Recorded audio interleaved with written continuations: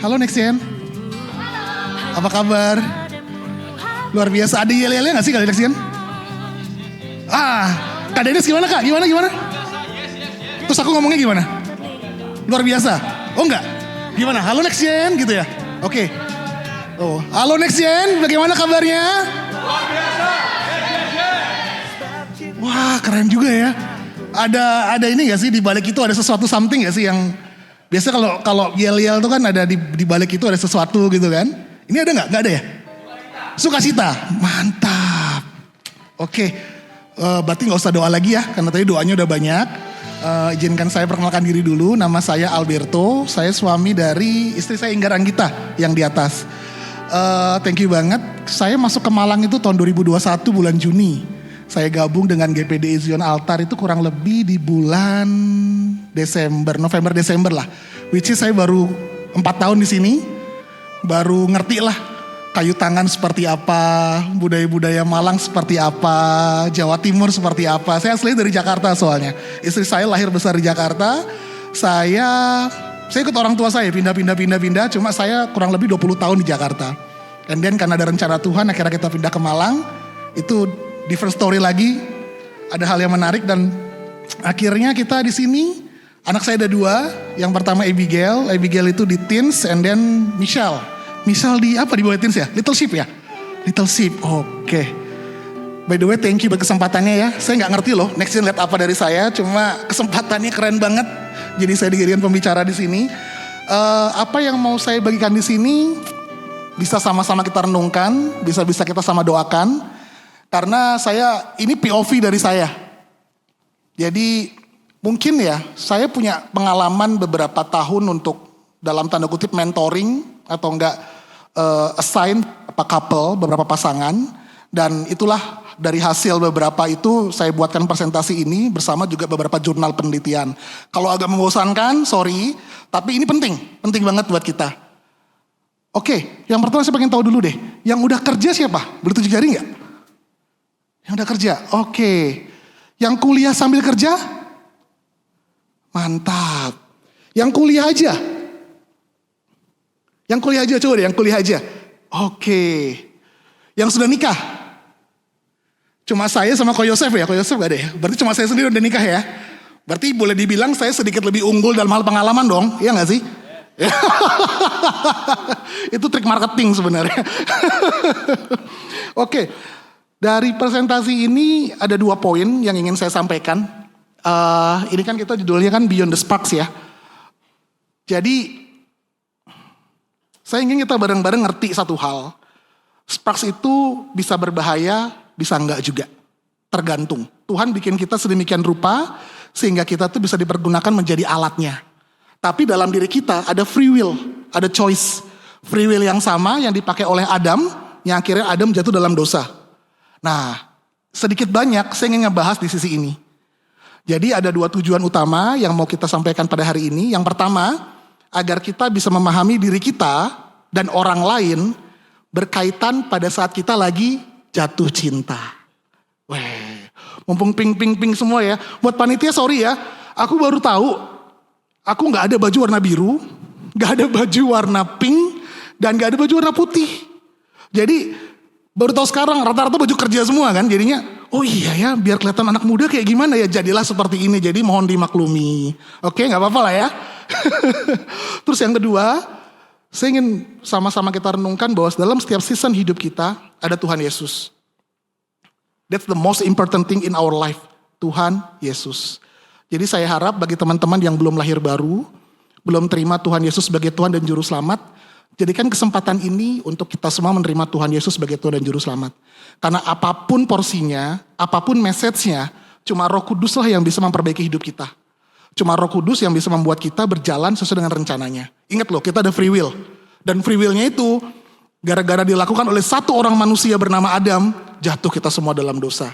So which is, jangan sampai kita menggunakan free will yang salah ya. Oke? Kita next slide. Ini kita bisa lihat dari ada beberapa jurnal penelitian mengenai fase dalam menjalin hubungan. Kalau saya sukanya Kinsey Institute ini dari University di Amerika. Ini udah lama sebenarnya, dari tahun 1960-an tuh udah ada. Jadi yang saya suka dari jurnal ini adalah dia dengan gamblang bisa membagi menjadi 4. Kalau yang lain tuh ada 8, ada 10, jadi kita bicaranya agak sedikit ribet. Tapi ini cukup mewakili kita yang ada di sini. Dan so far, kalau menurut saya, setelah pengalaman saya, kalau bisa saya bilang mentoring beberapa pasangan, dari 4 ini hampir semuanya dapat gitu loh. Maksudnya mewakili dari setiap season hidup mereka. Yang pertama itu adalah fase 1. The euphoric stage. Asal katanya tahu ya. Euphoric itu kayak euforia. Jadi kalau misalnya cowok-cowok, karena dulu saya main basket ya. Kalau menang itu ngerasanya sehari 2 hari lah ya. Nah itu euforia. Nah jadi stage pertama ini adalah stage awal di mana kita baru mengenal diri kita dan lawan jenis kita. Kita baru ngerasa sparklingnya tuh di fase 1 ini. Kita ngelihat maksudnya kayak kita ngelihat seseorang, kalau misalnya pria, pasti dari matanya, dia akan melihat fisik dari wanita. Bagi wanita, pasti akan dilihat dari kelembutan prianya. Karena wanita itu kelemahannya di telinga, laki-laki kelemahannya di mata. Nah ini saya nggak mau eksplor ke sini, tapi kenyataannya seperti ini. Ini berbeda lagi dalam pernikahan. Jadi ini masih dalam fase pengenalan. Yang kedua adalah the early attachment stage. Sudah tertarik, berani melangkah, tapi masih menganalisa. Apakah benar perasaanku ini sama dia? Nah itu di fase 2 ini. Selanjutnya ke fase 3, nah ini adalah crisis stage nih. Ini adalah fase paling berat dan menjadi titik balik dari suatu hubungan. Jadi setelah dia melakukan observasi, final decision-nya, saya nggak tahu ya kalau tren sekarang kan, nah di zaman saya ya cowok nembak cewek ya. Kalau sekarang kan lebih modern lagi ya, saya nggak ngerti ya. Jadi di fase 3 ini cowok ini akan menentukan, gue tembak gak ya? Nangkep ya? Ini fase 3 nih. Saya ambil decision buat menyatakan perasaan saya atau enggak, itu di fase 3. Bagi wanita, commonly dia akan accept, gue terima enggak ya? Aku terima, biasaan gue itu sorry ya, maaf ya. Aku terima enggak ya? Aku terima enggak ya dia gitu. Nah kebalikannya juga sama, karena sekarang kan agak modern ya. Jadi wanita pun juga seperti dikasih free will untuk mereka menyatakan cinta. Meskipun saya enggak menganjurkan, karena bagi pihak wanita, kalian kehilangan satu privilege yang kalian punya, yaitu apa? Memilih. But it's okay, sekarang kan perkembangan zaman, nanti kita bisa bahas lebih lanjut ya. Ini kembali lagi, POV-nya POV saya. Bisa salah, bisa benar, tapi kebenaran firman Tuhannya nanti kita bareng-bareng omongin. Kalau ada pertanyaan, ada kakak-kakak rohani di sini, silakan ditanyakan. Dan juga saya nggak menganggap saya yang paling benar ya. Jadi kita sama-sama sharing, nanti ada talk show juga. Ini enak banget kok. Karena nggak ada benar, nggak ada salah. Yang penting dari sudut pandang mana kita melihat dan kita ngerti bahwa kita ini sebenarnya ada destiny dari Tuhan buat kita. Karena namanya pasangan tuh nggak main-main. Itu akan melibatkan sampai anak, cucu dan keturunan kita semua. Yang keempat itu adalah deep attachment stage. Nah ini adalah fase setelah badai. Jadi tadi udah critical point-nya udah dapet. Di fase ini relatif lebih tenang. Lebih gampang mengalir, digambarkan sebagai masa penuh rasa aman, hubungannya lebih sehat, lebih stabil. Jadi ini adalah di fase 4. Gongnya, next slide. Nah ini gongnya nih. Nah ternyata, kalau kita lihat ya, dari 4 fase ini ya, ini tengah-tengahnya ya. Ini adalah fase menikah. Jadi di fase 3 tadi, the crisis stage, itu sebenarnya bukan masalah mereka mau tembak atau enggak, tapi mau cerai apa lanjut. Itu di fase 3 tuh. Bayangin ngeri banget kan? Dan ini gak kita bicarakan. Kecuali makanya tadi saya tanya kan, ada yang sudah mau nikah? Iya ya, ada yang udah mau nikah belum ya? Oh, Van mau nikah Van? Enggak. Ada yang BPN? Kelas bimbingan pranikah or something? TJ? Hah? Oke, ini gak kita bahas sama sekali. Jadi sorry kalau misalnya udah ada yang kesana, karena kita gak ngebahas ini. Kita hanya ngebahas 2 fase ini, terutama di fase 1. Ini kalau teman-teman lihat, saya kasih bobot 85%. Which is apa?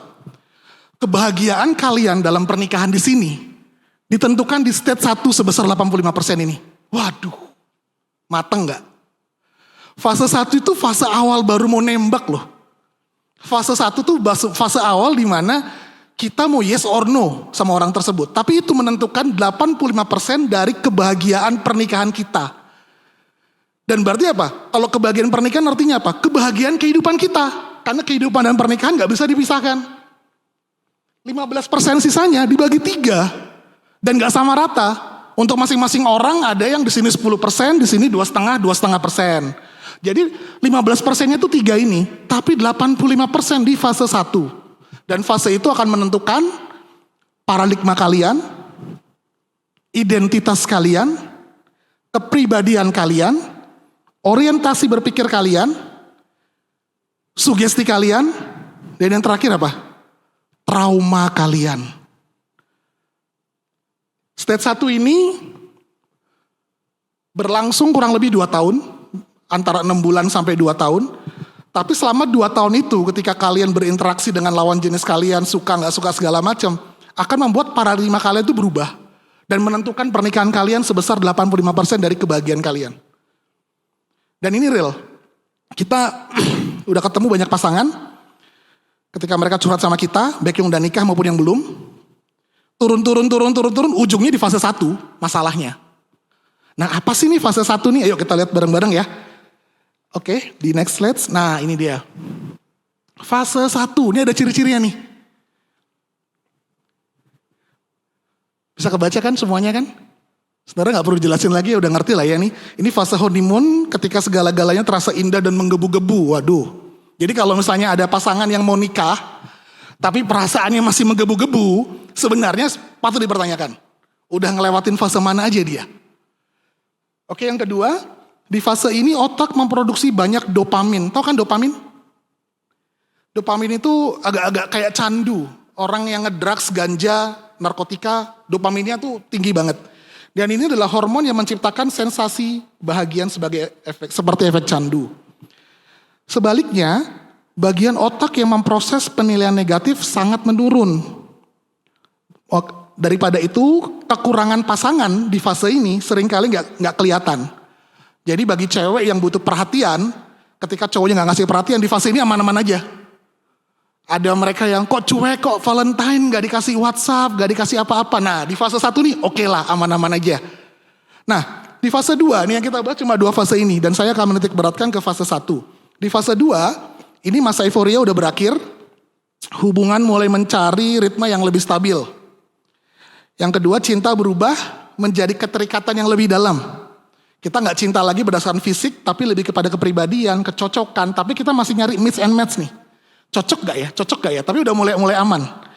Yang ketiga, otak memproduksi hormon oksitosin dan vasopresin. Ini adalah 2 zat yang membuat kita merasa aman, merasa nyaman, dan tenang bersama pasangan. Di fase ini, kita kalau tidur udah gak perlu sleep call ya, zaman sekarang ya. Sleep call, atau enggak, kalau misalnya gak di WhatsAppin. Saya inget banget dulu waktu saya pacaran ya, di fase 1 ini. Saya tuh bisa di miss call istri saya tuh 20 kali, tiap hari. Jadi kalau zaman saya dulu tuh kan baterai handphone gak kayak sekarang ya. Jadi kadang-kadang gara-gara di miss call dia aja, baterai aku lowbat.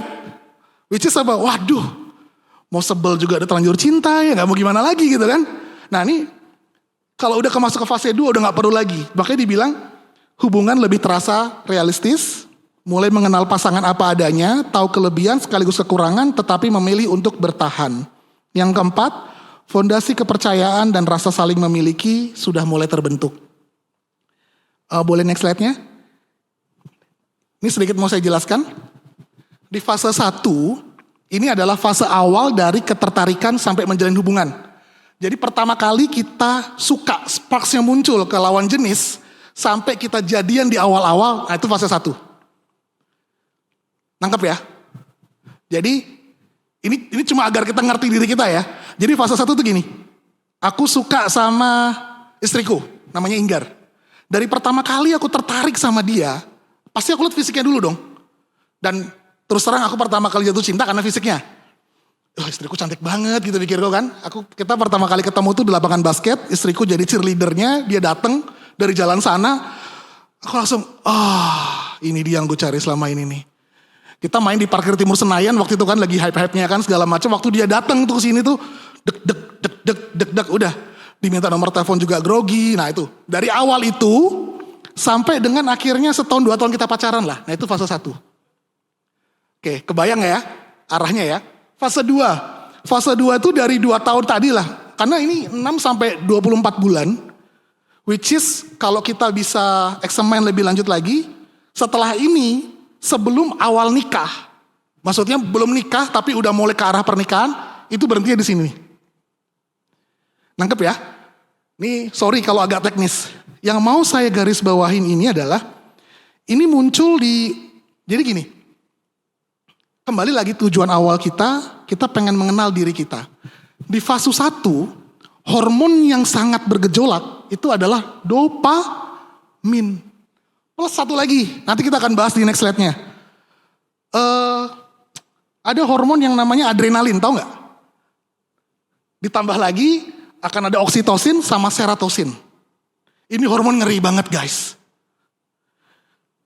Jadi kalau dopamin dipadukan dengan adrenalin, jadinya apa? Deg-degan kan? Jadi kayak kalau ketemu dia, gitu tuh kayak rasanya gimana gitu. Ke gereja jadi tambah rajin, baca Alkitab tuh kayaknya dilahap. Waduh udah deh, gak usah diomongin lah kalau soal Alkitab. Dikontrol oleh perasaan itu adalah di fase 1. Ini normal gak? Normal sebenarnya. Tapi kita mesti ngerti bahwa segala sesuatu yang Tuhan kasih sama kita, juga harus kita bisa pertanggungjawabkan. Ingat ada free will kita tadi. Jangan sampai free will kita membuat diri kita dalam masalah, intinya kayak gitulah. Untung Adam udah bikin yang paling parah kan. Jadi kita gak mungkin separah Adam lah kan. Kalau Adam tuh kan bumi dan sisinya jatuh dalam dosa. Tapi ya parah juga sih sebenarnya kalau kita gak ngerti ya. Nah di fase 2 ini ada 2 zat. Oksitosin dan vasopresin. Oksitosin tuh gini. Hormon yang akan aktif ketika dia ada sentuhan fisik sama lawan jenis. Gak dengan tangan, pelukan, nah itu aktif tuh langsung. Ditambah lagi, ketika kita di fase 2, fase 1 masih berjalan. Which is apa? Ada dopaminnya, oke?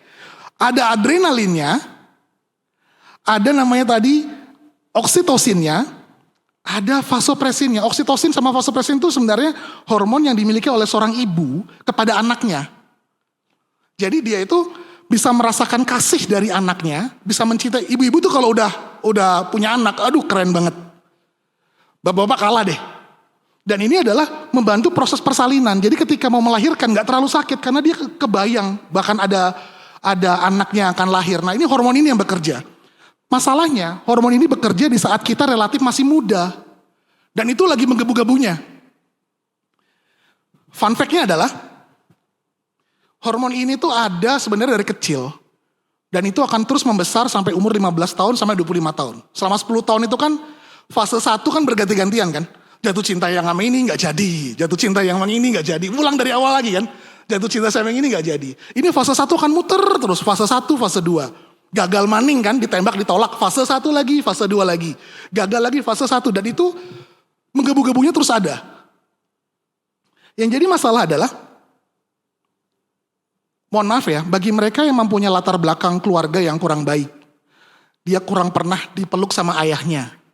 Kurang pernah dipeluk sama ibunya. Gak ada rasa aman dari keluarganya.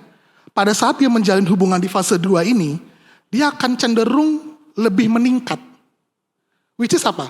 Pengen dipeluk, pengen disayang-sayang, pengen, dan semuanya adalah bentuk dari sentuhan fisik. So be careful ya, hati-hati. Karena kita rata-rata jatuh dalam dosa di fase 2 ini. Belum ada komitmen loh mau ke depan mau jadi apa. Apakah sama dia atau enggak, masih belum tahu juga karena belum nikah. Tapi kita udah ngelakuin banyak hal sama dia. Which is apa? Hati kita ini akan rapuh dan kita akan dipenuhi banyak trauma. Makanya banyak yang bilang, semua cowok sama aja. Berarti dia dikecewain banyak cowok. Semua cewek sama aja. Aku mau ngejar karir dulu aku yang penting kaya dulu Semua itu bermula di sini. Karena kenapa? Saat kalian ada di sini, di awal-awal, jatuh cinta, kalian gak akan pernah mikirin itu. Jatuh cinta, kalau udah pakai logika, namanya bukan cinta. Nangkap ya? Sangat bahaya banget kan? Sedangkan ketika kita lagi berjalan ke sini, let's say kita jadian sama dia atau segala macem, dan kita belum ngerti diri kita dan pasangan kita, dan ternyata pasangan kita ada background seperti itu, cenderung permintaannya aneh-aneh seperti ini dalam bentuk fisik. Pria itu 4 menit sekali memikirkan seksual. Cewek di masa mudanya antara setengah sampai 1 jam. Jadi fase ini sangat-sangat berbahaya. Jangan sampai kita, dalam tanda kutip, hanya habis di satu pasangan aja. Padahal belum tentu dia buat kita. Jadi segala sesuatu harus diuji. Nah, pengujiannya gimana sih? Oke, next slide. Kita bisa lihat. Ini di fase 1, sebelum kita, sorry ya kalau agak-agak ilmiah. Di fase 1, itu dibilang adalah fase jatuh cinta. Sebelum kita nembak ya, kalau cowok, sekarang cewek nembak lumrah gak sih? Oke lah ya. Sebelum, enggak juga. Wah, TJ udah geleng-geleng. Kalau yang lain gimana? Nanti ya kita diskusi ya. Baik, jadi saya bilang kayak gini deh. Sebelum cowoknya nembak, atau sebelum ceweknya menerima, ini yang terjadi. Jadi tahap pertama, attraction atau ketertarikan. Di tahap ini tuh ketertarikan baru dari penampilan sama gaya bicara sama perilaku. Jadi baru sepadas mata, baik itu wanita maupun prianya. Di sini kembali lagi, hormon yang berperan dalam mengatur suasana hati itu muncul semua di sini nih. Oksitosin tadi, serotonin, dopamin, segala macam itu ada di sini. Nangkep ya? Jadi kita sebenarnya digerakin sama hormon. Teman-teman, anggaplah aku lebih tua berapa tahun dari kalian lah ya. Aku udah pernah loh di fase ini. Saya Ko Yosef yang udah nikah, udah pernah di fase ini. Which is kita ngerti menggebu-gebunya kalian seperti apa. But justru di fase ini adalah fase yang paling berbahaya. Jadi sebisa mungkin kita lihat diri kita dan kita lihat orang yang mau kita jadikan pasangan itu. Yang kedua adalah curiosity atau penasaran. Nah, hormon adrenalin munculnya di sini nih. Di curiosity nih. Jadi fase ini kita mulai mencari tahu informasi mengenai orang tersebut dari berbagai sumber. Instagramnya, TikToknya, cari tahu orang tuanya, rumahnya tinggal di mana. Kita menggali informasi sedalam mungkin. Yang kedua tuh kita berusaha membangun dan menjaga komunikasi. Jadi awalnya nggak berani deket, di sini kita udah mulai, aku mau dong ngobrol sama dia. Jadi kalau baik cowok maupun cewek tiba-tiba ada lawan jenis nimbrung, hai apa kabar? Nah, jangan-jangan kan ada feelingnya lah kan, kok dia nggak pernah nyapa aku, sekarang nyapa aku ya? Mungkin dia udah lagi mulai di curiosity ini. Nah, selain ada bahagia, ada ketegangan juga. Basically, terutama buat cowok, ini adalah hormon yang sangat adventure banget. Ngerasakan cewek kenapa kalau cowok ngejar-ngejar rasanya gimana gitu kan? Karena hormonnya timbul banget di sini. Nah, yang jadi masalah adalah di fase 3, krisis atau keraguan. Bedanya fase 3 krisis keraguan ini sama yang sana tadi, yang pertama tadi. Yang fase ketiga tadi yang pertama mengakibatkan perceraian. Yang kesini gak sampai cerai. Lost contact aja. Gak berhubungan aja, udah that's it lah. Lu bukan buat gue, itu kayak gitulah. Lebih aman kan? Sama-sama kita mencari kasarnya kesamaan, ternyata gak dapet, ya udah. Akhirnya kita selesai. Yang keempat itu adalah deep attachment. Nah, di sini nih kekurangannya dimiliki oleh calon pasangan itu tuh bisa kita terima. Udah mulai ada toleransi. Oke deh, nggak apa-apa dia sukanya gini, aku masih oke lah, masih dapet lah. Yang kedua, karena mengetahui kekurangan calon pasangan, rasa sayang itu akan terbangun dari sisi yang lain. Dia akan melihat bahwa kayaknya dari semua kekurangannya dia dan kelebihannya dia, aku masih bisa terima deh. Dan kelebihannya dia tuh oke banget loh buat aku. Nah, di fase ini masalahnya nggak berlangsung terlalu lama. Maka dikhawatirkan bisa menjadi obsesi. Jadi kalau mereka yang obses sama seseorang, jangan-jangan dia stuck di fase 4 ini. Ini yang jadi kalau misalnya kita suka sama dia, lama banget, dan kita mesti mikir juga, ini dari Tuhan atau bukan? Makanya kembali lagi harus diuji. Pengujiannya gimana nanti? Nanti kita akan lakukan. Ada pengujiannya kok, ada alat tesnya sebenarnya. Pengujiannya kayak gimana? Tapi kalau stuck to one person and then gue suka banget sama dia, padahal dia udah sampai bahkan dia udah punya pacar, udah punya nikah, itu obsesi. Jadi ketika dia punya pacar, jadi gini, kalau saya selalu bilang gini, untuk tahap 4 ini, kalau kita suka sama seseorang, sampai akhirnya kita masih suka sama dia meskipun dia udah berbeda value yang paling dalam sama kita, itu udah mulai obsesi. Apalagi dia udah punya pacar. Nah saat itu kita mesti ngerti, oh ini bukan saya. Saya gak diciptakan seperti ini gara-gara hormon-hormon saya yang agak-agak nakal deh. Atau rasa-rasa trauma saya gara-gara fase 1 sama fase 2 tadi saya belum clear. Nah kita mesti ngerti di situ. Dengan ngerti di situ harapan kita bisa kontrol diri kita juga. Jadi gak terlalu obsesif banget. Yang kelima, komitmen keyakinan. Ini fase terakhir jatuh cinta. Kalau udah lewat di sini berarti jalan tol semua udah kelewatin. Kita tuh udah mulai lagi gak ngerasa gugup saat ketemu sama dia. Misalnya aku sama Revan ya, lihat dia dulu, sekarang, ya. Misalnya dia cewek kan, misalnya gitu ya. Karena kalau saya contohnya cewek, istri saya pasti komplain, gak mungkin saya nanti pulang aman kan, mendingan cowok aja gitu kan. Jadi, iya Revan, udah gitu aja udah. Terus tubuh tuh udah mulai terbiasa sama kehadiran orang tersebut. Jadi udah gak lagi pipinya merah, deg-degan. Udah nganggap dia ada, oke, nggak ada juga oke. Tapi kita ngerti, dia tuh kita udah mulai deep commitment sama dia.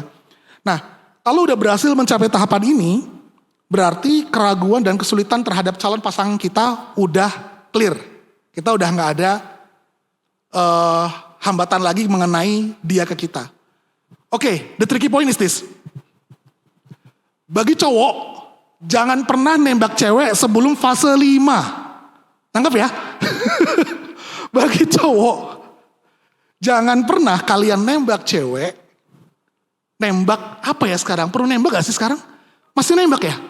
Karena ada yang gak zaman loh bilang nembak. Ada yang tahu-tahu udah jadian tanpa ada, ya gitulah ya, aku gak ngerti, sorry.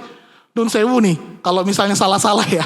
Karena kayaknya kita beda 20 tahun sih ya kayaknya ya. Saya lahir tahun 84, jadi kayaknya kalau saya tuh masih perlu untuk ada next step. Aku suka sama kamu, mau gak jadi pacarku? Bahkan saya sama istri saya bilang, saya cuma mau jadi pacar kamu. Kalau cuma jadi teman, kita gak usah hubungan lagi.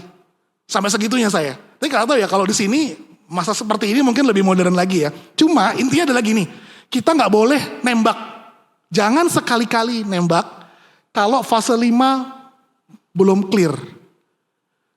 Jangan pas lagi fase 1 apalagi. Waduh jangan. Cewek, mau kalian nembak ataupun nerima, jangan terima dia sebelum fase 5 clear.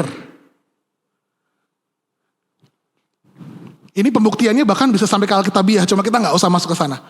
Jangan sekali-kali, kenapa? Kalau kalian nembak pada tahap 1, tahap 2, tahap 3, tahap 4, jadinya timbul trauma. Karena belum ada pengujian yang pas. Kalau timbul trauma, masa lalu ini akan menghantui kalian sampai nanti kalian ketemu seseorang dari Tuhan. Bayangin ya, ini karena nggak ada istri saya ya, Evan aja deh. Evan di sini ya. Ternyata dia dari Tuhan buat saya, ya kan? Nama kamu siapa sorry? Andre. Saya jatuh cinta sama Andre nih, udah habis-habisan sama dia kan? Ini Andre cewek loh ya, ceritanya ya. Di fase 1, aku ngejar-ngejar dia, and then dia bilang, Bert, kamu jelek. Aku gak mau sama kamu. Bert, kamu miskin banget. Aku gak suka sama kamu. Tolak dalam Tuhan Yesus ya. Albert ganteng, Albert kaya. Tolak dalam Tuhan Yesus. Ini ceritanya. Andre langsung bilang lagi, orang tua aku gak setuju sama kamu. Padahal kita masih di fase 1. Fase 1 tadi hormon kita lagi timbul-timbulnya. Bisa aku trauma. Tiba-tiba Tuhan kirim Revan. Ini dari Tuhan. Ini Hawanya ceritanya. Adam, ini Hawanya. Karena saya udah ada trauma, saya akan membentengi hubungan saya ke Revan. Ketika Revan datang, gue mau karir dulu gue mau kerja dulu, itu gue jadi orang kaya. Gitu kan? Nangkep polemik sekarang yang ada? Itu semua karena kegagalan apa? Kita kecepatan nembak. Dan yang bagi cewek, kalau masalahnya dia terima pada saat hanya di fase 1, yang ada adalah penyesalan. Dan nanti ada statement yang mengatakan, semua laki-laki sama saja. Pada tahap yang parah, timbulnya LGBT itu gara-gara tahap 1. So ngerti kan? Sekarang kalian itu melawan monster yang jauh lebih kejam daripada zamannya saya. Monster di akhir zaman ini berusaha banget membuat generasi muda ini patah arang, putus asa, bunuh diri, dengan segala macam proyeksi di TikTok, Instagram, algoritma segala macam. Itu tuh adalah monster yang sangat mengerikan. So please be careful with yourself. Jadi tetap ngerti bahwa Tuhan sayang sama kita. Amin ya.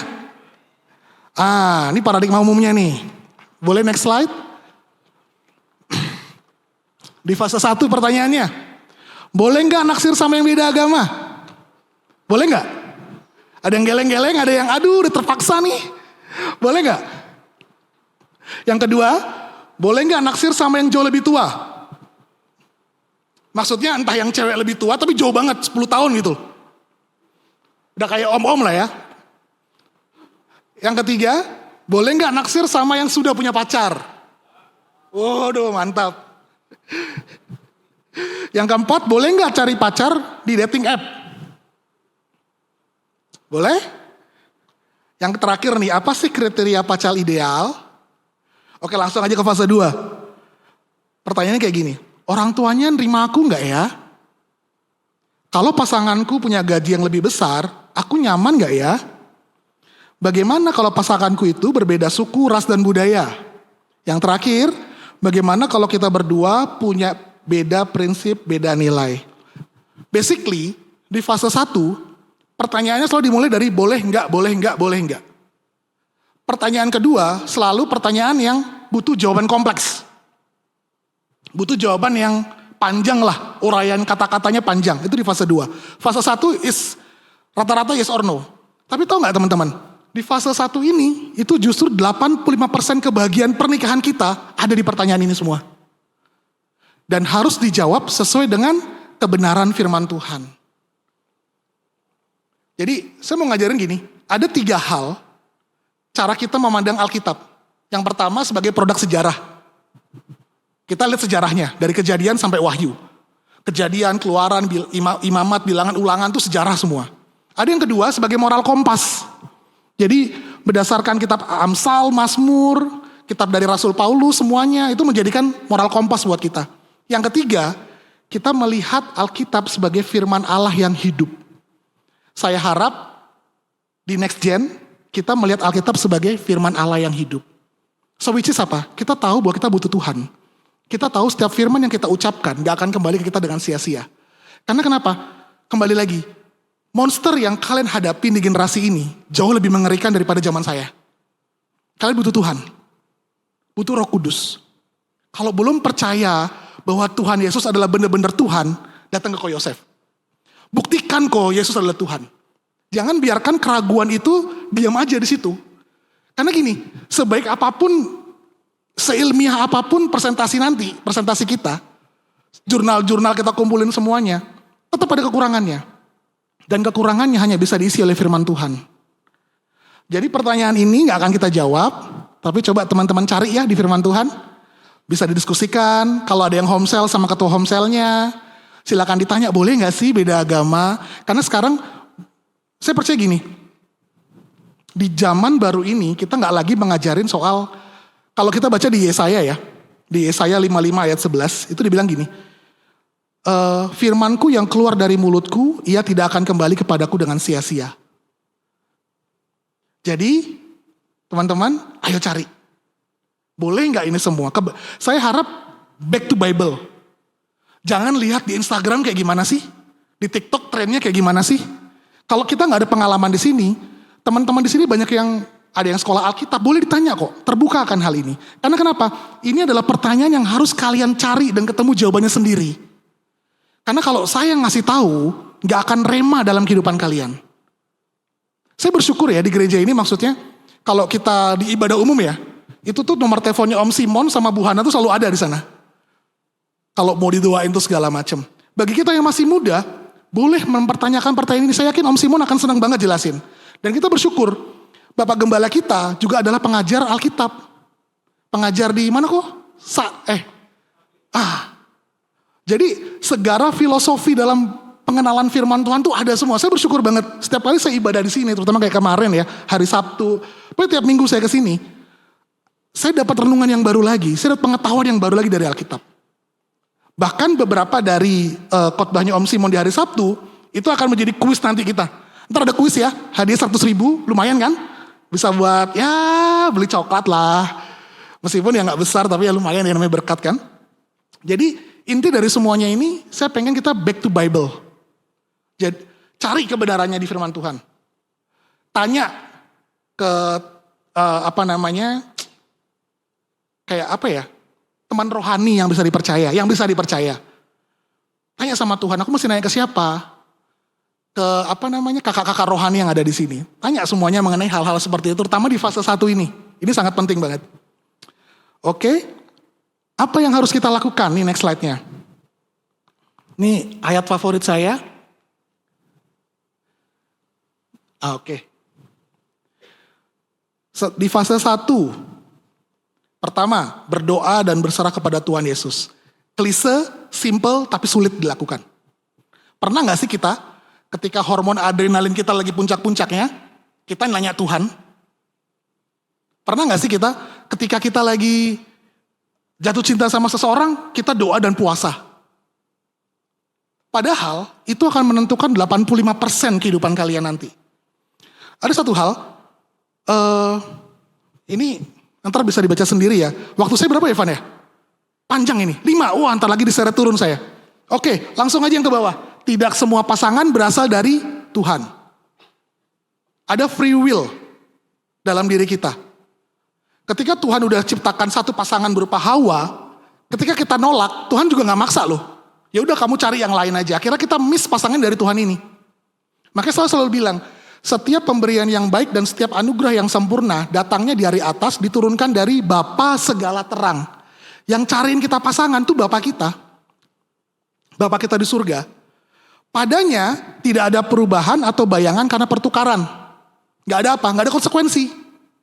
Kamu suka sama dia, gak ada konsekuensi akan hubungan kamu sama dia kalau dia dari Tuhan. Baik orang tuanya dia maupun orang tuanya kita. Itu adalah sumber dari pengujian kita. Yang kedua, ketahui identitas kita di hadapan Tuhan.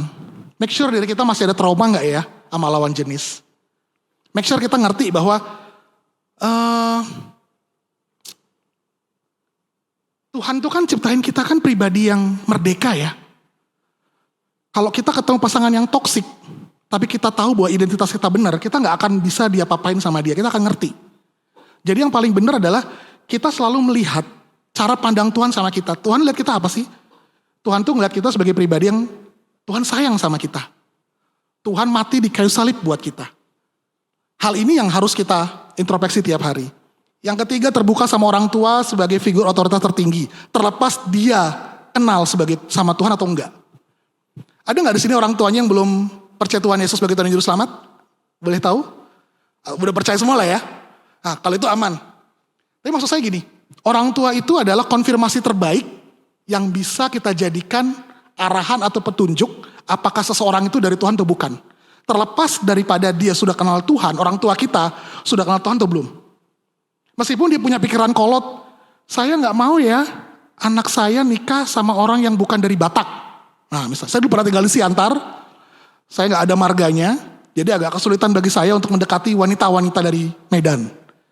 Karena saya gak ada marganya, karena mereka pengen Batak harus sama Batak. Katanya kayak gitu, ini contohnya ya. Kalau di Malang ini mungkin bagi mereka yang keturunan Chinese, pengennya sama yang Chinese juga. Itu Alkitabiah enggak. Tapi kalau itu berasal dari orang tua kalian, taatin. Itu nggak tahu gimana caranya, one day kita pasti ngerti. Terus pertanyaan gini, gimana kalau saya suka sama orang yang nggak disukai orang tua saya? Misalnya beda suku, beda ras segala macam. Itulah tanggung jawab kita untuk berdoa, berpuasa, dan berada dalam padang gurun rohani. Kalau kalian tahu itu adalah, saya kenal beberapa orang yang dia dapat mimpi bahkan sebelum wanitanya itu muncul. Jadi, Kak, aku suka gini. Kok gak hadir di gereja kita? And then dia muncul orang itu. Saya kenal 3 orang. Bahkan ibu saya sendiri, umur SMP lah ya, 14 tahun, dia doa, minta tolong jodohnya daripada Tuhan. Terus dikasih tahu sama Tuhan di Zoom, jadi kayak ada pulau, di Zoom gitu. Ketemu mukanya ayah saya. keriting, hitam dan menakutkan. Akhirnya ibu saya nggak mau doa lagi, saya nggak mau doa lagi. Tapi ketemu nggak? Ketemu di mana? Di Malang. Ayah saya orang Flores, ibu saya orang Blitar. Bisa ketemu di Malang. Jadi kalau misalnya orang tua kita nggak setuju, jangan paksa, jangan gedor. Meskipun nggak usah bawa Alkitab gini, bah di Alkitab mana nih buktinya kita nggak boleh sama ras yang berbeda. Nggak usah kayak gitu. Itu adalah salah satu pengujian yang terbaik. Jadi hubungan itu harus diuji. Pengujian yang terbaik itu adalah sama orang tua. Yang kedua, sama kakak rohani. Gereja kita ini adalah pengujian yang terbaik. Jadi kalau kita udah punya pasangan, atau baru mau 5 menit, oke siap. Ntar kalau 1 menit kasih tahu ya. Soalnya kuisnya belum keluar ini. Kalau 1 menit langsung selesai 1 menit gitu. Jadi gereja kita ini, itu adalah otoritas tertinggi, organisasi yang mempunyai otoritas tertinggi, di mana kita akan menyatakan kerajaan Allah turun di pada bumi. Segala kepenuhan roh Tuhan, itu ada di gereja ini. Karunia nubuatan ada di sini. Karunia bahasa roh ada di sini. Semua karunia yang ada untuk kita bisa melangkah ke dalam dunia ini ada di gereja ini. Jadi bawa pasangan kalian ke gereja. Kalau dia gak mau ke gereja kita, ya paksa-paksa dikit lah. Biar bisa apa? Dinilai sama teman-teman yang ada di sini nih. Gereja itu bukan tempat yang sempurna loh teman-teman. Tapi tetap ada otoritas Tuhan di gereja ini. Jadi bawa ke sini. Biar dinilai. Karena kenapa? Yang jadi masalah adalah kalau kita seringnya bawa ke teman-teman di kuliah atau di kerja yang gak mempunyai nilai yang sama, ntar jadinya iya aja, ya udahlah, atau enggak dikasih hal-hal yang buruk, padahal mereka pun ada trauma-trauma sendiri. Dan Roh Kudus sayangnya gak bekerja sama dia. Roh Kudus bekerja sama kita yang ada di sini. Jadi kalau bisa bawa ke sini, itu pengujian kok. Diuji aja, segala sesuatu itu diuji. Nah, udah ya, sebisa mungkin cerita kepada kakak rohani yang bisa dipercaya. Yang ini sama juga, berdoa dan berserah kepada Tuhan, fase kedua ya. Fase kedua berarti udah jadian ya, udah pacaran ya.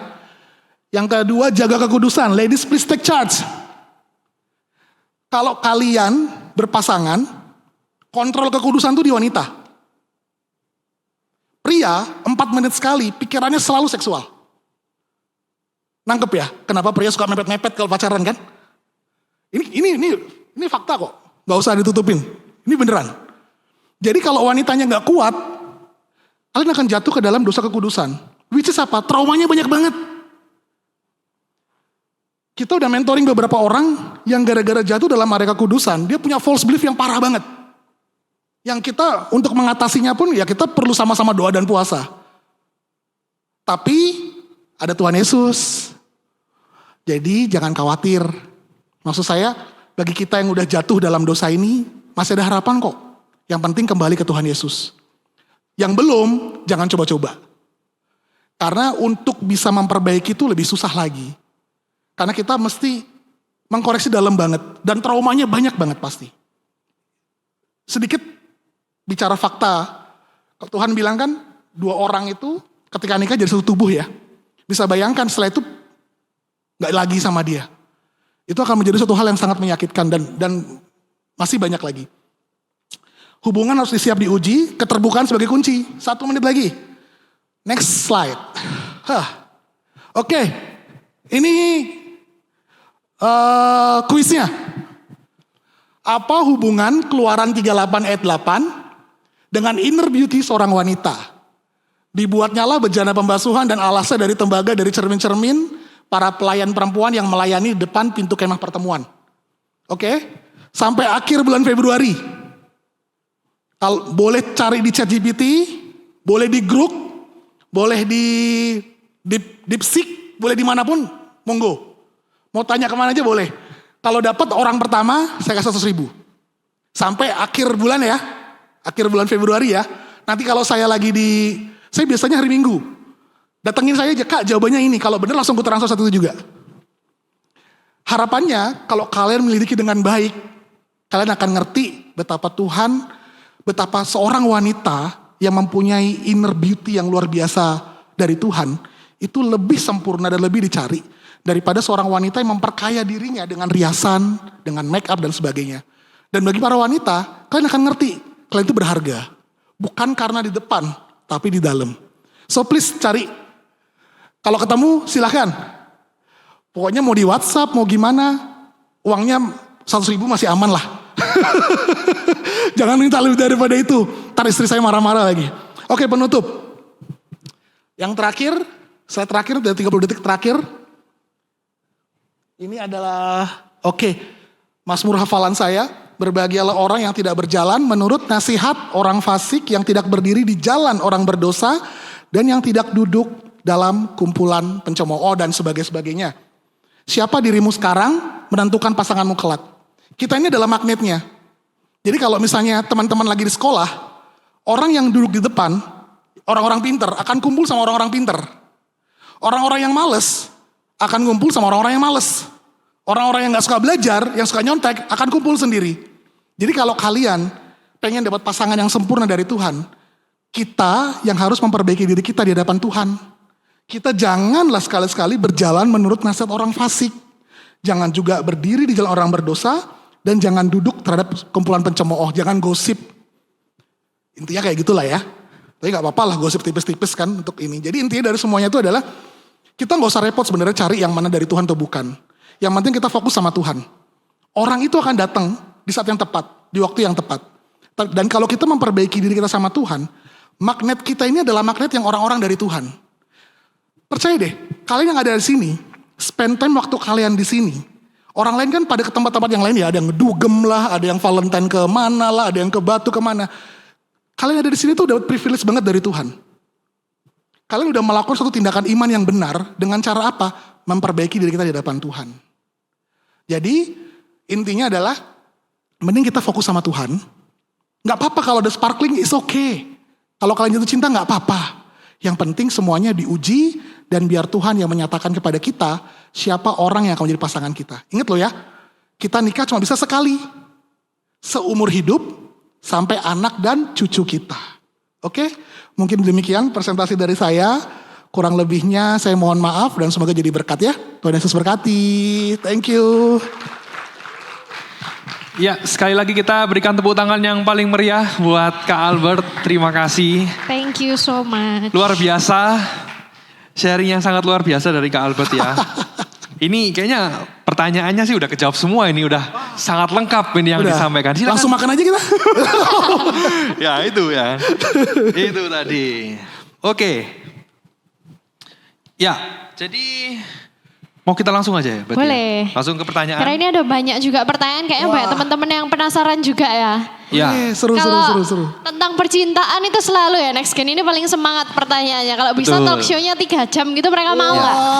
Oh mau katanya. Nanti kalau di tengah-tengah ada yang pengen langsung tanya, boleh langsung angkat tangan. Boleh, kita juga membuka kesempatan kalau ada teman-teman yang mau bertanya secara langsung, mumpung ada Kak Albertnya di sini, jadi bisa langsung dijawab. Luar biasa. Mungkin kita mau langsung masuk ke pertanyaan yang pertama. Yes. Boleh. Ini tadi ada hal yang menarik yang Kak Albert juga sempat bahas tentang trauma. Nah, kan tadi juga ada dikatakan kalau trauma itu pasti ada dampaknya nanti di hubungan kita ke depannya. Nah, mungkin boleh nggak sedikit kasih tahu kita gimana caranya kita tahu kita ini masih punya trauma atau enggak dan spesifiknya itu traumanya apa? Itu gimana caranya kita untuk tahu? Oke, berarti ini nggak ada kaitan sama pasangan lah ya, ke trauma pribadi lah ya. Lebih ke trauma pribadi ya. Agar kita bisa mengetahui diri kita ya. Oke. Kembali lagi jawabannya diuji. Yang bisa tahu diri kita ini bukan hanya kita, tapi keluarga kita juga dan teman-teman kita. Which is gimana? Misalnya saya lagi ngomong nih sama TJ, bener ya? TJ, betul. Sama Evan juga gitu misalnya. Terus Evan ngomong sesuatu yang bikin saya langsung, maksud kamu apa Van? Singgung. Nah tersinggung kan? Ya. Nah saat itu sebenarnya saya udah ada trauma karena pernyataannya Evan itu. Makanya gimana cara kita bisa tahu kita selalu dalam komunitas yang benar dalam Tuhan. Ada 2 hal. Pertama, karunia roh ada di situ. Kebetulan Revan entah gimana Tuhan ngomong sama dia, Kak Albert aku mimpi tadi malam. Mimpi Kak Albert. Kok Kak Albert nangis-nangis ya malam-malam ya? Aku langsung ngerti, berarti ada sesuatu sama diriku. Jadi cara untuk kita tahu the best way ya, ada banyak cara kok. Mau ke psikolog boleh. Mau ke bimbingan konseling boleh. Tapi sebenarnya yang paling penting adalah di gereja. Karena psikolog tuh belum tentu ada, maaf ya, psikolog baik. Tapi tetap terbatas secara knowledge-nya dia kan. Tetap secara kemanusiaannya dia. Padahal yang kita butuhkan adalah yang disembuhkan tuh manusia roh. Jadi kalau trauma itu nggak bicara soal jiwa aja, tapi rohnya juga. Jadi paling bagus untuk kita mengetahui dan menyelesaikannya dengan cara kita berhimpun seperti ini. Apalagi kalau ada kakak rohani, Kak aku mau ngomong deh. Kok aku selalu deg-degan ya dengan kayak gini. Aku takut gelap misalnya. Takut gelap itu kan hal yang logis ya. Tapi kalau dia ada sesuatu hal yang trauma, itu beda. Dan dia bisa ketahuinya apa? Waktu pelayanan, tiba-tiba dimatiin lampunya, dia panik sendiri gitu. Saya punya trauma. Saya gak bisa lihat anak kecil terlalu banyak. Jadi waktu itu aku ngikutin Little Sheep di sini. Nih, Revan lagi di sini nih. Waktu itu, kamu lagi pelayanan tuh, Van. Terus tiba-tiba aku sesak nafas. Kenapa ya? Waduh, kolesterolnya naik nih. Aduh, apa nih kan? And then aku bilang sama istriku, ya aku keluar dulu ya. Aku keluar. Nah, setelah keluar, kok oke ya? Nggak ada masalah ya. Aku balik ke dalam. Terus aku tanya, yang gini. Terus istriku bilang, jadi ternyata aku ini kemungkinan menurut istriku, dulu itu tuh sering dimarahin mamaku. Jadi mamaku tuh anaknya 3. Kecil-kecil semua kan suka yang ngomong keras gitu segala macam. Dan aku trauma ngeliat anak-anak yang kayak gitu. Karena mama aku memposisikan diriku seperti itu. Aku tahu dari mana? Ketika di gereja. Jadi caranya diuji dan pengujian paling bagus adalah di gereja. Gitu. Luar biasa ya. Ya? Mantap, mantap. Mungkin sebelum kita lanjut ke pertanyaan berikutnya, ada teman-teman yang mau bertanya secara langsung mungkin. Kita kasih kesempatan. Ayo, kalau Apakah langsung seru ada? nih. Gak apa-apa. Mungkin masih mau menanggapi tentang trauma ini atau mungkin mau pertanyaan yang lain juga boleh. Boleh, silakan. Apa ada boleh angkat tangan mungkin nanti dari teman-teman bisa bantu kasih mic. By the way, sorry. Kalau mau ke psikolog boleh aja ya, gak apa-apa juga loh ya. Maksudnya banyak pilihan mengatasi trauma, tapi pilihan yang saya ambil tadi itu pilihan yang menurut saya paling oke dan saya udah ngejalanin sendiri. Jadi lewat lingkungan teman-teman di gereja. Gitu. Oke. Kalau belum ada, mungkin kita lanjut dulu ke pertanyaan berikutnya. Oke. Pertanyaan selanjutnya, nah tadi juga dibahas tentang toksiknya. Nah ini, ciri-ciri pasangan yang toksik kayak gimana ini? Kak? Banyak. Sekarang lagi usum ya, apa itu istilahnya yang Red flag. bukan yang ada bukunya apa child grooming kalau nggak salah ya istilah. Aku juga nggak ngerti sih oke. itu. Cuman lagi usum itu apa? Lagi Musim. musim. Iya. Usum. Itu lagi happening banget tuh istri saya waktu ada masalah itu ngomong itu terus sampai yang pusing loh aku denger ya. Jadi kembali lagi mau gak mau diuji ya. Karena gini, kalau kita balik ke child grooming itu yang jadi masalah apa? Orang tuanya gak ada peran di situ. Orang tuanya lost control ketika anaknya berdua-duaan sama pacarnya, bayangin. Padahal mestinya dia udah nge-sense kan. Jadi diuji pertama tuh di keluarga. Kalau pengen tahu yang toksik. Papa mama kita tuh orang yang paling sayang sama kita. Dia akan bisa ngerti ini anak bener gak buat anak saya. Maksudnya ini orang bener gak buat anak saya. Jadi biarkan orang tua kita nguji kita. Jadi kalau misalnya saya tuh ngelarang backstreet kalau saya ya. Karena kalau backstreet udah pasti gak ada yang nguji. Lost gitu aja. Jadi semua hubungan harus diuji. Terus yang kedua kembali lagi di gereja. Teman-teman pasti akan ngeliat kok. Kak itu kayak toksik deh orangnya. Coba dulu, pernah gak kita lagi jadian sama orang misalnya di gereja ini gitu ya. Ada teman-teman yang komentarin. Cuma gak semua komentar tuh baik. Maka cari komentar yang benar. Cari kakak rohani. Makanya paling penting tuh orang tua. Meskipun orang tua kita belum kenal Tuhan. Mereka tuh adalah yang paling bisa untuk ngasih tahu ke kita. Kayaknya dia bukan buat kamu deh. Yang kedua bottom line-nya adalah. Kalau dia sudah mulai merubah paradigma kita, nilai kita, bahkan iman kita. Kalau ada 3 yang berubah, contohnya paling gampang, ngapain sih kamu ke gereja? Ada kita lagi pacaran ya, atau enggak lagi di fase 1 tadi, dia nanya, kayak ke gereja terus, kamu ngapain gitu loh. Nah itu udah mulai aneh nih, ini orang nih aneh deh. Mestinya kan seneng ya kalau aku ke gereja ya, meskipun dia gereja lain gitu misalnya, tapi kan ini membuat hidupku jadi bertumbuh gitu. Nah dari hal seperti itu tuh kita bisa ngelihat, oh ini toksik nih.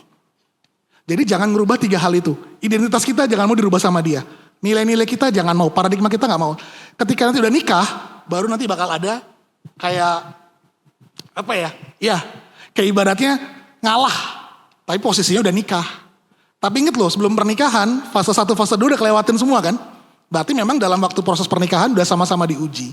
Jadi yang jadi masalah adalah, ini kalau boleh saya jujur, generasi sekarang tuh suka sembunyi-sembunyi kalau pacaran. Please jangan. Gak ada yang uji soalnya. Udah gitu putus. Jadi ketika putus, kalian tuh menyimpan luka. Dan masalahnya ketika lagi luka kayak gini, ketemu Revan misalnya gitu kan. Belum diuji putus lagi. Jadi lukanya dalam lagi. Itu yang sangat disayangkan. Jadinya kita bahkan takutnya kita miss orang tersebut dari Tuhan atau bukan. Karena Tuhan cuma ngasih satu loh. Nah masalahnya satu ini kita mesti cari. Dengan Tuhan. Kita gak bisa cari sendiri. Jadi kalau kita gak terbuka hubungan kita juga gak akan tahu ini toksik atau bukan, ini dari Tuhan atau bukan. Yang lebih parah lagi kita menikahi orang yang salah. Nah pertanyaannya, sorry ya, ini agak jauh lagi. Kak, kalau udah nikah sama orang yang salah terus gimana? Nikmatilah. Karena Tuhan bilang, Tuhan benci perceraian. Apapun yang terjadi gak boleh cerai. Kalian boleh gak berjauh-jauhan? Boleh, tapi jangan kawin lagi, jangan cerai. Misalnya, jadi ada beberapa case di mana suaminya mukulin istrinya. Terus gimana? Kita bilang, ya udah pisah rumah aja. Tapi karena dia pilihan kamu, gak boleh cerai, gak boleh kawin lagi, gak boleh berhubungan sama cowok lain. Kamu kan berpisah cuma gak digebukin aja. Makanya selalu bilang sama anak saya punya anak Ebi. Nih, aku masih makasih banget sama Kak siapa? Kak Denis. Kak Denis. Ketua Homesel yang sempurna, anak saya selalu ngomong soal Kak Denis terus gitu ya. Aduh, aku seneng banget ya Homesel. Luar biasa Kak Denis. Saya selalu bilang sama anak saya Ebi. Langsung berlutut ya. Pernah tuh 2 minggu 3 minggu yang lalu ya kalau nggak salah, saya lagi nggak bisa nganter dia. Udah nggak usah Homesel dulu, nangis dia. Enggak nggak mau gitu. Waduh, ya udahlah. Ini doanya Kak Denis luar biasa banget, doanya Kak Yosef luar biasa banget, thank you banget. Doanya Om Simon luar biasa banget. Karena komunitas seperti yang kita butuhkan. Anak saya tuh kerasa banget ada Tuhan di gereja ini, ada Tuhan di Homesel. Saya bilang sama dia satu hal, izinkan Papa intervensi hidup kamu. Saya berharapnya kan anak saya nikah diberkati Om Simon ya, di gereja ini.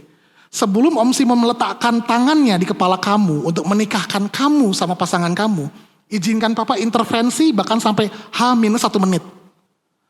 Aku selalu bilang kayak gitu. Jadi ketika Om Simon mau berkatan gini, tiba-tiba perasaan gue gak enak, Om batal. Udah selesai, enggak. Serius, aku yang akan gantiin semuanya. Calon mertua kamu udah habis berapa? Ya udah, aku ngutang deh nggak apa-apa. Kenapa? Karena no choice guys. No turning back. Bagi aku no choice lagi. Maksudnya gini, ketika aku udah ngelihat di sana ada masalah, aku akan lari. Karena setelah itu, aku udah nggak bisa ngurusin dia lagi. Dia berada dalam wali suaminya. Dan kepala istri itu bukan papa, tapi suaminya. Kepala suami siapa? Kristus. Orang tua di mana sebelum itu? Jadi aku sampai bilang kayak gitu. Sebelum Om Simon ngeletakin tangannya di hari H pun, biar papa yang tanggung jawab. Balik ke rumah papa lebih enak daripada ke suami kamu yang notabene papa udah nge-sense bahwa dia gak baik.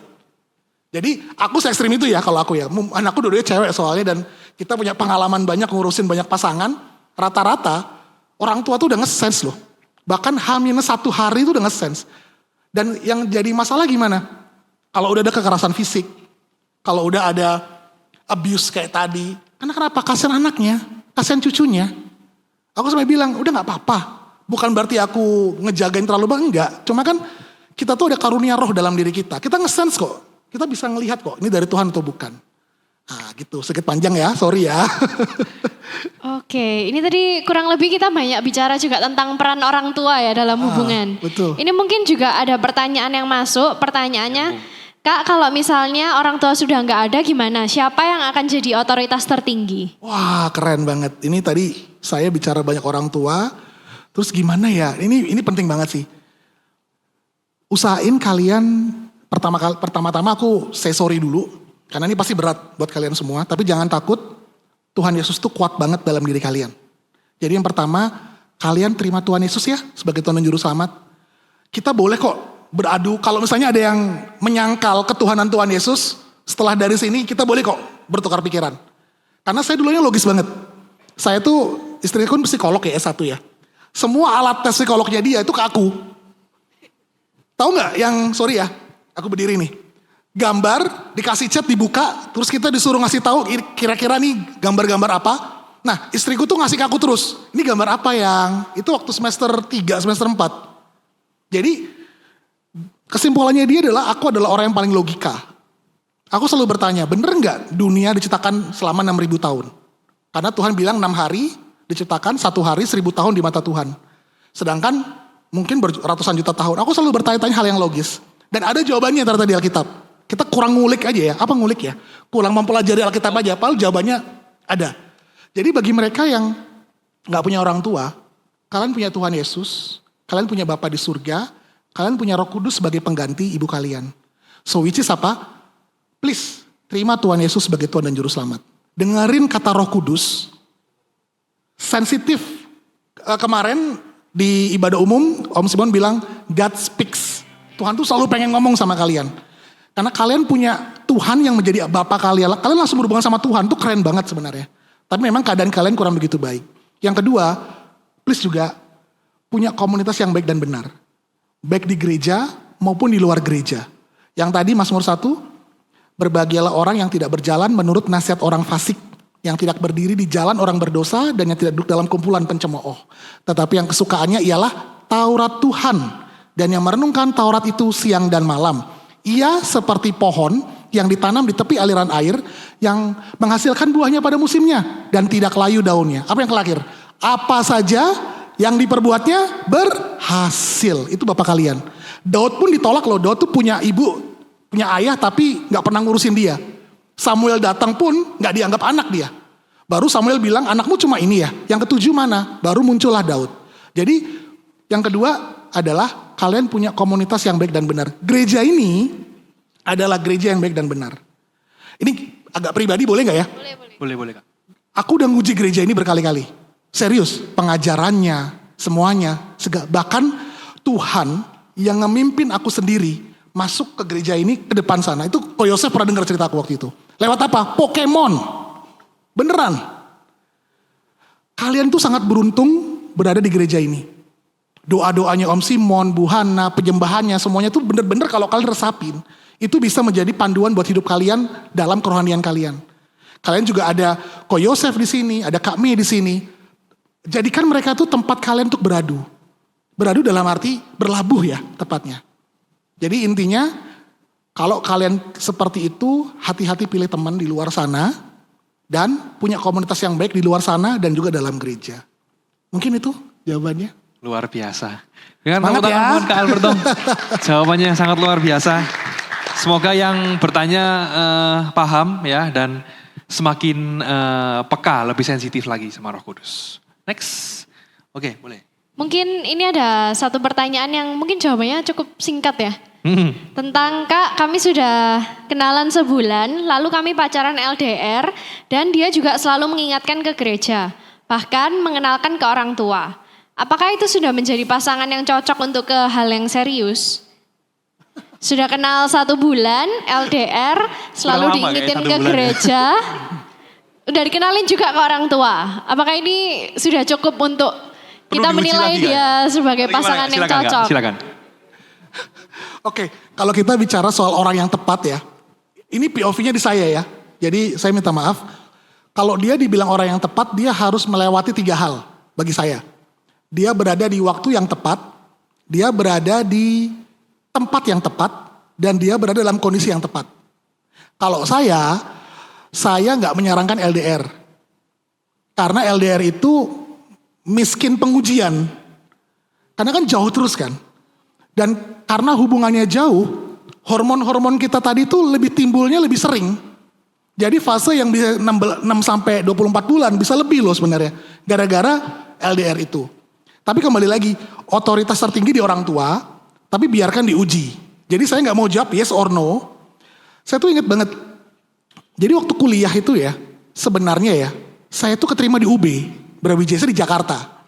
Cuma karena istri saya pilihan 1 dan 2-nya UI, saya bela-belain jawab salah semua tuh, biar saya nggak keterima di UB. Waktu itu UMPTN ya namanya zaman saya ya. Biar apa? Biar saya tetap di Jakarta. Lucunya istri saya juga gak keterima di UI, akhirnya kita sama-sama kuliah di Atmajaya. Jadi saya tuh pilihan pertamanya tuh akuntansi UB, Brawijaya, pilihan kedua manajemen UB. Setelah tahu pilihannya istri saya dua-duanya di UI, jeng, ngeri kan jadinya gimana nih. Akhirnya saya gagalkan UMPTN saya, terus saya ambil ke Atmajaya, tepat sama dia. Bagi saya gini, kalau mau LDR silahkan, tapi itu berat banget loh. Mengujinya berat banget. Kalian tahu dari mana dia udah nikah lagi tuh belum di sana? Ayo. Apalagi kalau LDR-nya keluar negeri lagi. Kalian tahu dari mana kehidupan pribadi dan kerohaniannya dia? Cuma dari WhatsApp, udah gereja belum? Padahal dia kedugem di sana. Terus ada orang nggak yang memantau kasirnya di sana? Karena gini loh, waktu kalian masih pacaran, kalian harus buka hati, buka mata seluas-luasnya. Jadi pacaran tuh jangan pakai kacamata kuda. Lurus, enggak, buka. Tanya, buka, tanya, buka. Ini Evan nih buat saya tuh bukan gitu loh. Tanya, buka terus gitu loh. Gak mungkin ke TJ kan? Istri saya komplain pasti. Jadi Evan nih buat saya tuh bukan gitu loh. Tanya terus, diuji terus. Karena setelah nikah, kalian pakai kacamata kuda. Kalian udah gak bisa lagi pilih wanita lain maupun pria lain. Dan karena kita percaya Tuhan Yesus sebagai Tuhan dan Juru Selamat, pernikahan sekali untuk seumur. Aduh, kasihan loh. Kalau salah pilih, anak kalian gimana? Cucu kalian gimana? Dan Tuhan selalu bilang, orang Israel itu bilangnya gimana? Allah Abraham, Ishak dan Yakub. Tuhan itu memberkati keturunan. Jadi kalau kita salah, koreksinya tuh bakal ke anak kita yang kasihan banget. Dan Tuhan juga bilang, Tuhan tuh kutuknya Tuhan ke 4 generasi. Berarti kan kalau yang bersalah papanya, sampai ke cicitnya kan. Papa, anak, cucu, cicit itu akan terkutuk. Meskipun dalam nama Tuhan Yesus sudah diselesaikan semua di kayu salib.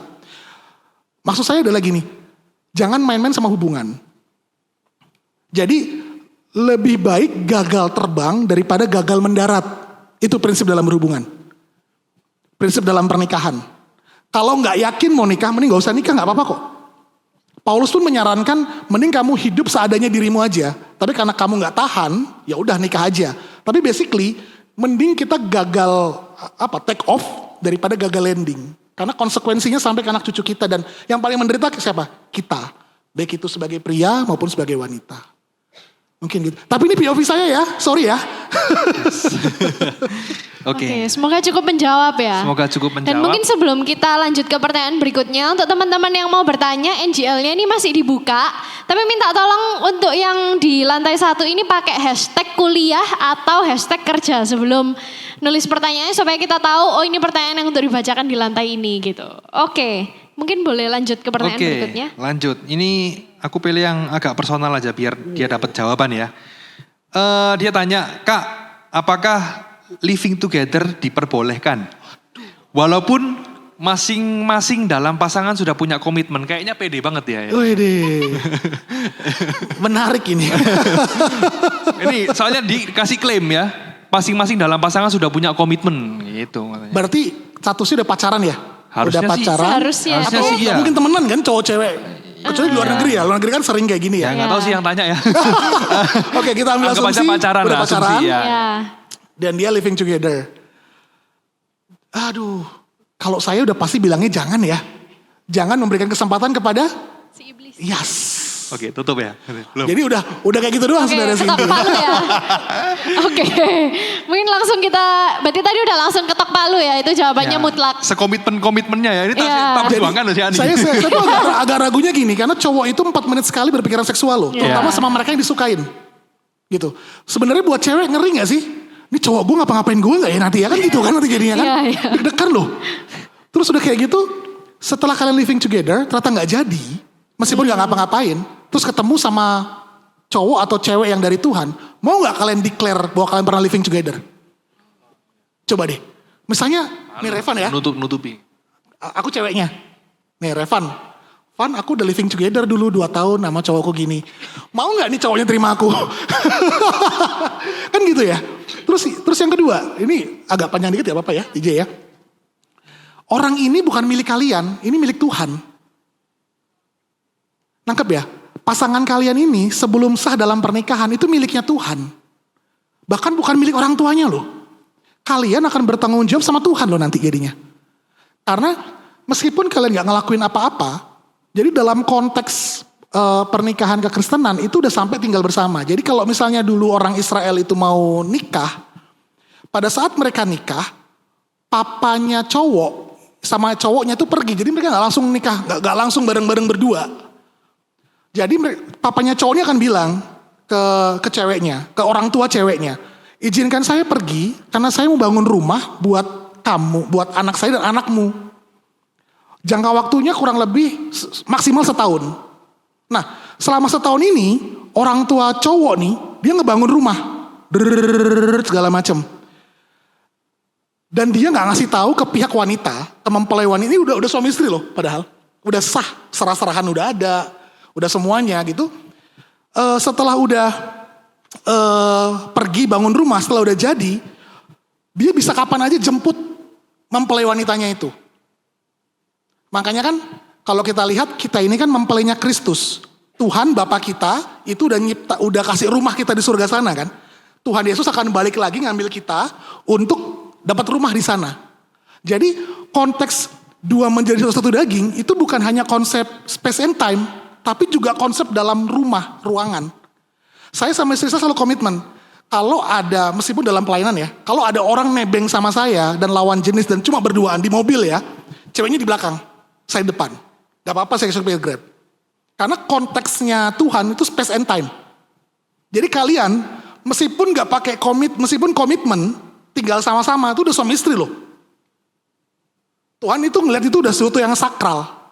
Makanya kalau naik mobil, dulu kan kita sering pelayanan bareng gitu ya waktu di Jakarta.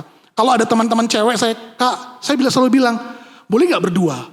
Ada teman kamu lagi kayak gitu. Jadi bisa di depan, satu di belakang, bertiga. Atau kalau dia sendiri dan memang udah jam 12 malam, saya suruh dia di belakang. Terus saya telepon istri saya, yang kondisinya gini. Karena kenapa? Konteks Tuhan dalam pernikahan itu ruang, waktu dan tempat. Jadi kalian melanggar hal yang paling krusial juga di situ gitu. Jadi konsep itu kayak gitu. Makanya ada garis bijaksana, garis bodoh kan yang itu kan tahu kan 5 garis bijaksana, garis bodoh. Itu ngapain? Bersepuluh di situ ngapain? Dia nungguin mempelai laki-laki datang jemput istrinya. Udah nikah belum? Udah. Jadi orang Israel itu udah nikah aja belum tinggal bersama. Karena harus make sure dulu semuanya perfect baru tinggal bersama. Itu tradisi Israel kuno ya. Sampai sekarang pun masih beberapa yang seperti itu. Jadi saya sangat kasarnya mengharamkan hal tersebut. Please jadi halal dulu baru ngelakuin itu. Oke? Oke. Mungkin kita mau lanjut, ada satu pertanyaan. Ini sebenarnya berhubungan juga dengan trauma ya. Ini sebuah kesadaran yang baik, dia bertanya. Kak mau tanya dong, kalau berasal dari keluarga broken home dan jadi takut untuk memiliki pasangan karena takut apa yang terjadi pada orang tua terjadi pada saya. Apa yang harus dilakukan supaya one shot alias untuk selamanya dan tepat, tapi trauma itu nggak menghantui? Jawabannya cuma satu, minta sama Tuhan. Jadi kembali lagi, please terima Tuhan Yesus sebagai Tuhan dan Juru Selamat, biar Roh Kudus bisa bekerja sama kita. Terutama di dunia yang semakin, aku pengen ngasih satu hal deh. Dari tadi saya bilang kan, monster yang kalian alamin tuh jauh lebih bigger, jauh lebih besar daripada yang saya alamin. Sekarang ini kalau kita lihat ya, perang dunia, perang di mana-mana, ekonomi gimana-gimana. Sangat sayang kalau kita itu dalam tanda kutip lewat dari lawatannya Tuhan. Jadi mumpung kalian masih di sini, make sure hati kita, tetapkan hati kita untuk benar-benar Tuhan Yesus adalah sebagai Tuhan dan Juru Selamat buat kita. Jadi kembali lagi, cuma Tuhan yang bisa menghapus trauma kita. Gak ada manusia pun, entah itu psikolog, entah itu siapa, gak ada. Dan caranya Tuhan beda-beda. Ada orang yang dengan cara musik, dengan pujian penyembahan. Ada beberapa sekarang yang saya lihat, musik-musik rohani itu sebenarnya sangat powerful buat kita bisa ngebuka hati kita, bisa healing hati kita. Terus yang kedua, teman-teman rohani kita. Tapi ingat, jangan mengandalkan diri kita sama manusia. Tuhan bilang bahkan terkutuk kalau kita ngandalin manusia.